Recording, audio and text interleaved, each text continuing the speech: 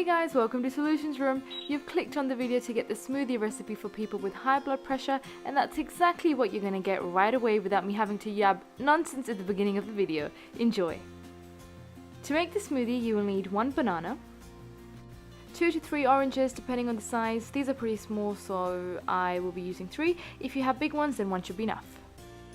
Just squeeze the juice out of all your oranges. Cut the banana into pieces and throw it all in a blender, including the orange juice, and blend it well. And you must be thinking, how is this really going to help me with high blood pressure? Well, all sorts of fruits and vegetables contain potassium. Potassium is a mineral which helps to lower blood pressure. There's a lot of potassium found in banana and oranges, which is why this smoothie will help reduce high blood pressure. They also say eating 2 bananas a day can also reduce high blood pressure. That's all for today, guys. If you enjoyed the video and found it helpful, then hit the like button. Don't forget to share with someone in need and subscribe to not miss out on any solution. Bye for now.